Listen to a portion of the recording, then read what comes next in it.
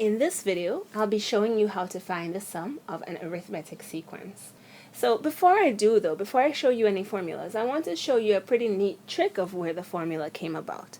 So we're going to use a pretty simple sequence. It's going to be 1, 2, 3, and we're counting by 1, so our common difference is 1.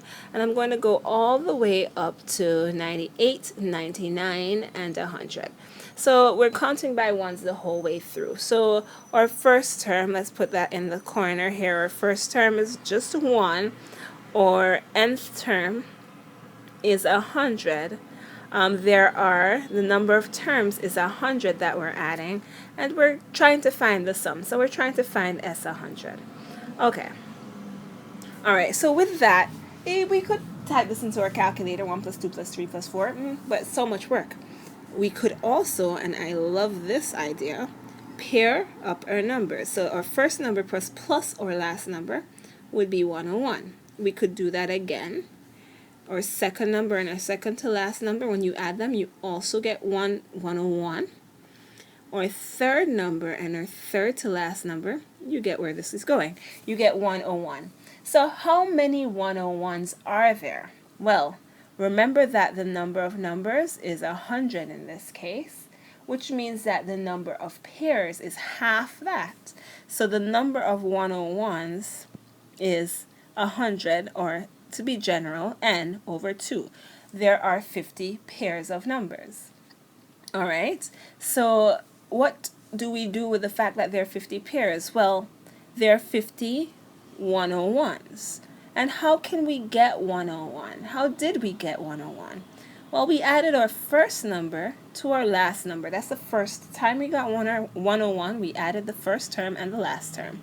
So here, in order to get 101, we added our first term, which was 1, and our last term. And lo and behold, that's actually the formula. The sum of 100 terms, or the sum of n terms, is n over 2 times u1 plus un. There's another version of the formula which we can figure out by plugging into the un formula. So we can take the un formula and plug in there. I won't do that in this video, but if you want to try, you can. So Sn is also equal to n over 2 u1 plus n minus 1d. So those are the two formulas that we can use to find the sum of an arithmetic sequence. I'm going to show you how to do it in an example on the following page. Okay, so here we have an arithmetic sequence. It starts with 7, goes on to 10, 13, 16. So we know that our first term, or u1, is equal to 7. Our common difference is equal to 3. And we're being asked to find the sum of 20 terms, so n is 20. So the formula, I'm going to show you both ways with the same example. The formula is Sn equals n over 2 u1 plus un. And so we can plug directly into this formula. N is 20, so 20 over 2. u1 is 7 plus un we actually don't know. So off to the side, we can figure out what un is. So you may recall from a previous video that un, the formula for un, is u1 plus n minus 1 times d. All right, so un is equal to 7 plus 20 minus 1 times 3. And when you work that out, you should get that u20, is equal to 55. So now that we know what un is, we can take the value of un and plug into the formula. So we get 55 here. So once we work that out, 10 times 62, we get that un is 620. So that's using the first version of the formula. I want to show you the other version of the formula just so you can pick whichever you prefer. But both of them work in the same exact way and will get you the same exact results. Okay, so this is the same exact problem, the same exact u1, d, and n. Everything is the same. But now we're going to use this version of the formula instead. Sn equals n over 2 times 2u1 plus n minus 1 times d.